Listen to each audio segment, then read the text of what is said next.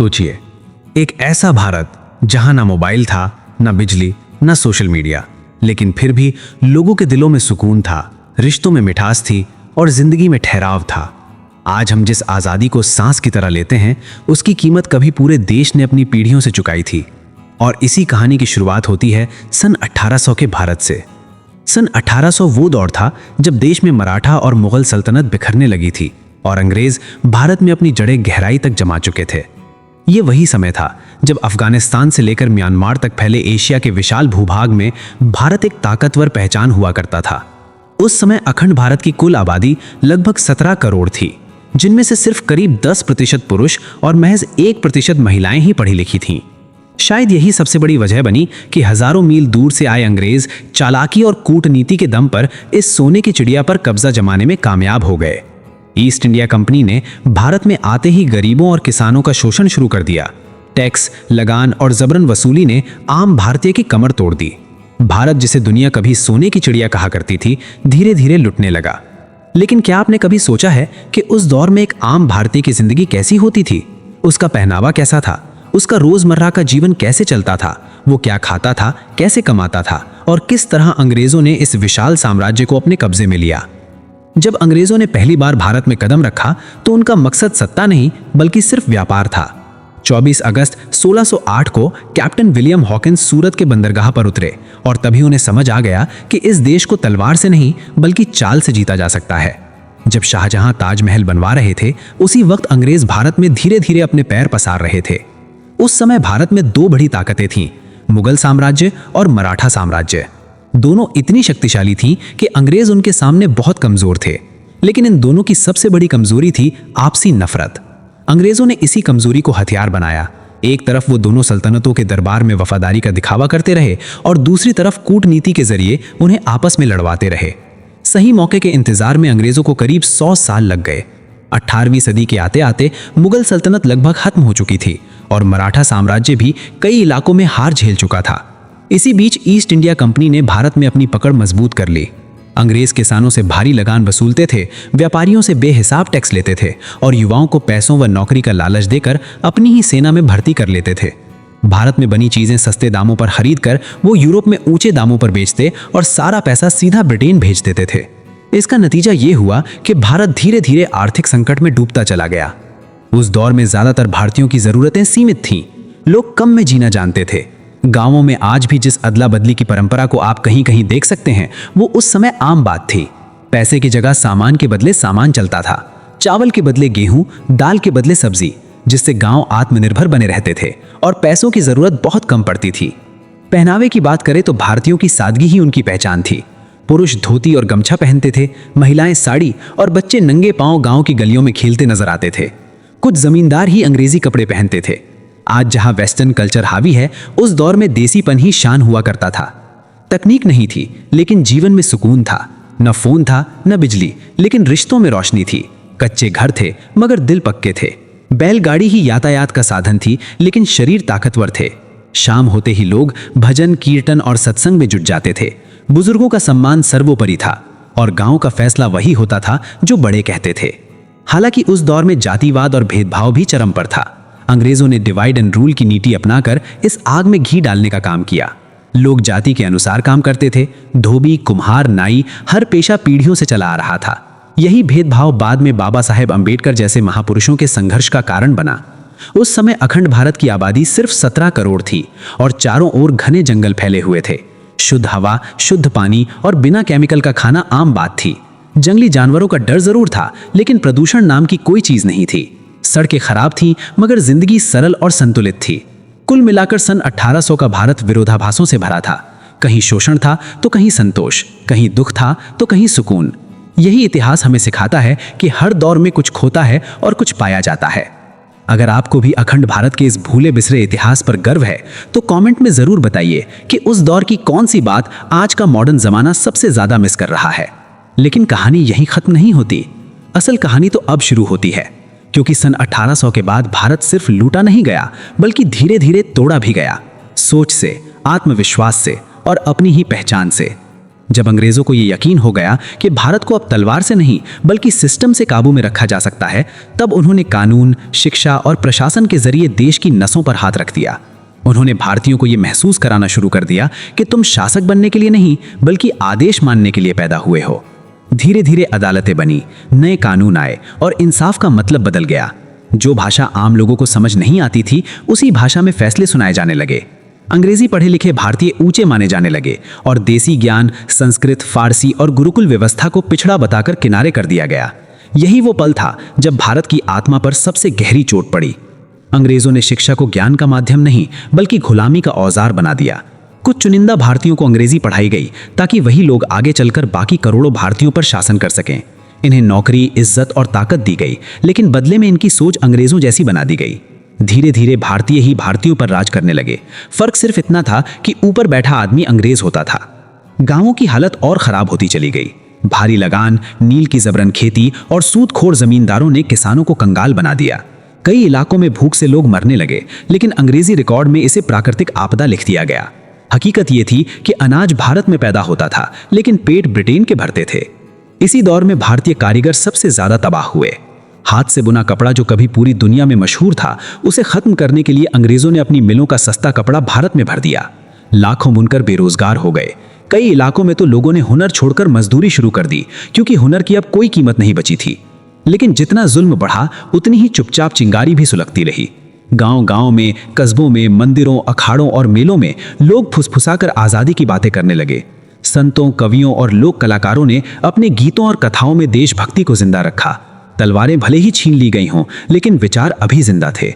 1857 से पहले ही कई छोटे छोटे विद्रोह हो चुके थे, जिन्हें इतिहास के पन्नों में ज्यादा जगह नहीं मिली। आदिवासी इलाकों में अंग्रेजों के खिलाफ सबसे पहले आवाज उठी। संथाल, भील और कोल जैसी जनजातियों ने जान दे दी, लेकिन झुके नहीं। यही वो लोग थे जिन्होंने अंग्रेजों को पहली बार एहसास दिलाया कि भारत कोई आसान शिकार नहीं है। अंग्रेजों ने रेल, डाक और सड़कें जरूर बनाई, लेकिन भारत के लिए नहीं बल्कि अपने फायदे के लिए। रेल का इस्तेमाल सैनिकों को जल्दी भेजने और कच्चा माल बंदरगाह तक पहुंचाने के लिए किया गया। टेलीग्राफ से खबरें तेज हुई, लेकिन सच्चाई दबाने के लिए। धीरे धीरे भारत में एक अजीब सी खामोशी फैल गई। लोग जी तो रहे थे, लेकिन अपने हक से अनजान थे। कई पीढ़ियां ऐसी पैदा हुई जिन्होंने आजाद भारत देखा ही नहीं। गुलामी उनके लिए किस्मत बन चुकी थी। लेकिन इतिहास गवाह है, जब किसी कौम को ज्यादा देर तक दबाया जाता है तो एक दिन वो तूफान बनकर उठती है। और वही तूफान आने वाला था, जिसकी पहली गूंज 1857 में सुनाई दी और जिसकी आखिरी गर्जना 1947 में पूरी दुनिया ने सुनी। अगर आप जानना चाहते हैं कि 1857 की चिंगारी कैसे भड़की, कौन थे वो गुमनाम योद्धा जिनका नाम किताबों में नहीं है, और कैसे आम किसान, सिपाही और साधु ने अंग्रेजी हुकूमत की नींव हिला दी, कमेंट में लिखिए भारत IND और बताइए कि क्या आपको लगता है कि अंग्रेज भारत से सिर्फ धन लूट कर गए थे या हमारी सोच भी बदल कर चले गए। और फिर वो दिन आया जब खामोशी डर नहीं रही, जब सहनशीलता कमजोरी नहीं रही और जब भारत की मिट्टी ने पहली बार खुलकर अंगड़ाई ली। सन 1800 के बाद के दशकों में अंग्रेजों को लगने लगा था कि भारत पूरी तरह उनके कब्जे में है। राजाओं की ताकत टूट चुकी थी, किसानों की कमर झुक चुकी थी और आम आदमी की आवाज लगभग दब चुकी थी। लेकिन जो चीज अंग्रेज नहीं देख पाए वो थी भारत के भीतर पल रही चुपचाप तैयारी। गांवों में, कस्बों में, मेलों में और मंदिरों के आंगनों में लोग अब सिर्फ भजन नहीं गाते थे, वो आज़ादी की बातें भी करने लगे थे। सिपाही, किसान, साधु और कारीगर, सबके मन में एक ही सवाल उठने लगा था, क्या हम हमेशा गुलाम ही रहेंगे? इसी बीच अंग्रेजों ने अपनी सबसे बड़ी भूल कर दी।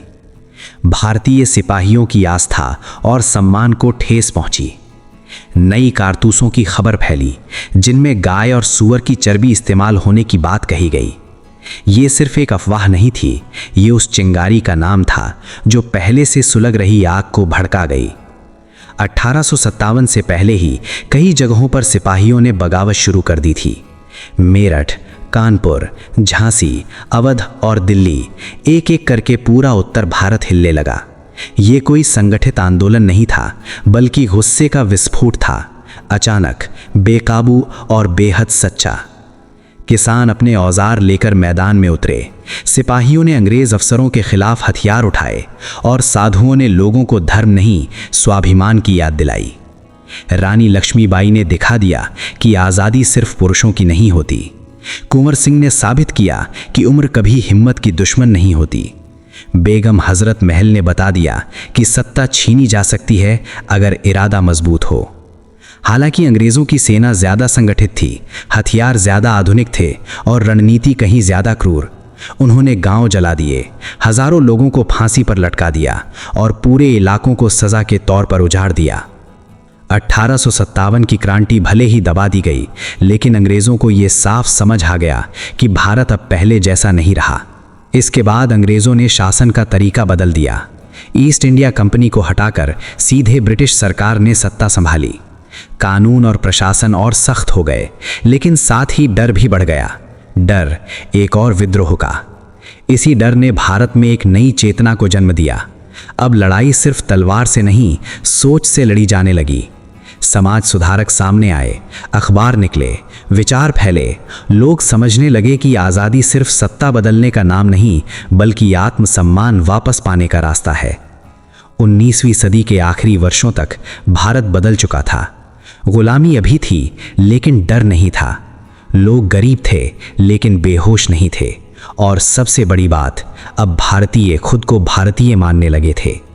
ये वही बीज थे जिनसे आगे चलकर गांधी, भगत सिंह, सुभाष और अंबेडकर जैसे विचार निकले। 1857 की आग भले ही बुझा दी गई थी, लेकिन उसकी राख के नीचे कुछ ऐसा जिंदा था जिसे अंग्रेज कभी कुचल नहीं पाए। भारत की चेतना। क्रांति के बाद अंग्रेजों ने सत्ता और सख्त कर ली। गांवों में डर बैठाया गया, शहरों में निगरानी बढ़ा दी गई और कानून को पहले से ज्यादा कठोर बना दिया गया। लेकिन इसी दौर में एक बड़ा बदलाव भी चुपचाप जन्म ले रहा था। लोग समझने लगे थे कि आज़ादी सिर्फ तलवार से नहीं आएगी, बल्कि सोच, संगठन और विचार से आएगी। अखबारों और पुस्तकों ने इस बदलाव को आवाज़ दी। पहली बार आम भारतीयों ने जाना कि उनकी गरीबी सिर्फ किस्मत नहीं, बल्कि एक सोची समझी व्यवस्था का नतीजा है। देश के अलग अलग हिस्सों में पढ़े लिखे युवाओं ने सवाल पूछने शुरू किए। क्यों हमारा अनाज बाहर जाता है? क्यों हमारे कारीगर भूखे मरते हैं? और क्यों हम अपने ही देश में दूसरे दर्जे के नागरिक हैं? 1885 में भारतीय राष्ट्रीय कांग्रेस की स्थापना हुई। शुरुआत में ये आंदोलन नहीं, बल्कि एक मंच था जहां भारतीय अपनी बात शांति से रख सकें। लेकिन यही मंच धीरे धीरे भारत की सामूहिक आवाज़ बन गया। दादा भाई नौरोजी ने पहली बार ड्रेन थ्योरी के जरिए बताया कि कैसे भारत की संपत्ति अंग्रेज ब्रिटेन ले जा रहे हैं। ये बात अब सिर्फ भावनाओं की नहीं, बल्कि तथ्यों की हो चुकी थी। 20वीं सदी की शुरुआत तक भारत का माहौल बदल चुका था। बंगाल विभाजन ने लोगों को झकझोर दिया। पहली बार सड़कों पर बड़े पैमाने पर विरोध हुआ। स्वदेशी आंदोलन ने भारतीयों को याद दिलाया कि आज़ादी सिर्फ सरकार बदलने का नाम नहीं, बल्कि अपनी पहचान बचाने की लड़ाई है। विदेशी कपड़ों की होली जली और देसी चरखे की आवाज़ गूंजने लगी। इसी दौर में महात्मा गांधी भारत लौटे। उन्होंने संघर्ष का तरीका बदल दिया। अहिंसा और सत्याग्रह ने अंग्रेज़ों को असहज कर दिया, क्योंकि ये हथियार ऐसे थे जिनका जवाब गोलियों से नहीं दिया जा सकता था। चंपारण, खेड़ा और अहमदाबाद जैसे आंदोलनों ने साबित कर दिया कि आम किसान और मजदूर भी इतिहास बदल सकते हैं। लेकिन आज़ादी की लड़ाई एक ही रास्ते से नहीं चली। एक तरफ गांधी का अहिंसक मार्ग था, तो दूसरी तरफ क्रांतिकारियों का तेज और उग्र रास्ता। भगत सिंह, चंद्रशेखर आज़ाद और उनके साथियों ने युवाओं के दिलों में आग भर दी। उन्होंने बताया कि डर से नहीं, बलिदान से इतिहास लिखा जाता है। इसी बीच बाबा साहेब अंबेडकर ने सामाजिक आज़ादी की नींव रखी। उन्होंने साफ कहा कि राजनीतिक आज़ादी तब तक अधूरी है जब तक समाज में बराबरी नहीं होगी। जाति, छुआछूत और भेदभाव के खिलाफ उनकी लड़ाई ने करोड़ों लोगों को आवाज़ दी, जिन्हें सदियों से चुप करा दिया गया था। अब देश जाग चुका था। गांव, कस्बे, शहर, हर जगह आज़ादी की बात होने लगी थी। लोग अलग अलग थे, रास्ते अलग अलग थे, लेकिन मंजिल एक थी। द्वितीय विश्व युद्ध ने अंग्रेज़ों को कमज़ोर कर दिया। भारत छोड़ो आंदोलन ने आखिरी कील ठोक दी। जेलें भर गईं, गोलियां चलीं, लाठियां टूटीं, लेकिन अब पीछे हटने का सवाल ही नहीं था। और फिर आया वो दिन जब सदियों की गुलामी के बाद भारत ने आज़ादी की सांस ली। लेकिन उस आज़ादी की कीमत भी थी: विभाजन, दर्द और लहू। आज जब हम पीछे मुड़कर देखते हैं तो समझ आता है कि आज़ादी सिर्फ एक तारीख नहीं बल्कि करोड़ों गुमनाम लोगों का बलिदान है। अगर आपको ये सफ़र महसूस हुआ हो तो कमेंट में लिखिए आज़ादी इंडिया और बताइए आपके लिए आज़ादी का असली मतलब क्या है, क्योंकि इतिहास सिर्फ पढ़ा नहीं जाता। 15 अगस्त 1947 आज़ादी मिली लेकिन चैन नहीं। देश जश्न मना रहा था और देश का ही एक हिस्सा जल रहा था। विभाजन ने भारत को आज़ाद ज़रूर किया लेकिन साथ में लाखों जिंदगियां उजाड़ दी। सरहदें खिंची गईं, रिश्ते कटे और इतिहास की सबसे बड़ी मानव पलायन की तस्वीर बनी। ट्रेनें लाशों से भरी थीं, गांव वीरान हो चुके थे और इंसान इंसान से डरने लगा था। ये आज़ादी का सबसे कड़वा सच था। लेकिन उसी मलबे के बीच एक नया भारत जन्म ले रहा था। एक ऐसा देश जिसके पास न मजबूत सेना थी, न पैसा, न संसाधन, लेकिन एक सपना था, एक लोकतांत्रिक, बराबरी वाला और आत्मनिर्भर भारत। देश को संभालने की जिम्मेदारी पंडित जवाहरलाल नेहरू के कंधों पर थी। पंचवर्षीय योजनाओं के जरिए उद्योग, शिक्षा और विज्ञान की नींव रखी गई। बांध बने, कारखाने लगे और IIT जैसे संस्थान खड़े हुए। भारत ने तय कर लिया था कि वो सिर्फ आज़ाद नहीं रहेगा बल्कि मजबूत भी बनेगा। इसी बीच सरदार पटेल ने वो कर दिखाया जो नामुमकिन लगता था। 560 से ज़्यादा रियासतों को भारत में मिलाकर एक अखंड राष्ट्र बनाया गया। बिना इस एकीकरण के आज का भारत सिर्फ नक्शे पर ही अधूरा होता। 1950 में संविधान लागू हुआ। बाबा साहेब अंबेडकर के नेतृत्व में बना ये संविधान सिर्फ कानून नहीं था बल्कि सदियों से कुचले गए लोगों के लिए उम्मीद का दस्तावेज था। समानता, अधिकार और न्याय अब ये सिर्फ शब्द नहीं रहे। समय बदला, चुनौतियां भी बदलीं, युद्ध आए।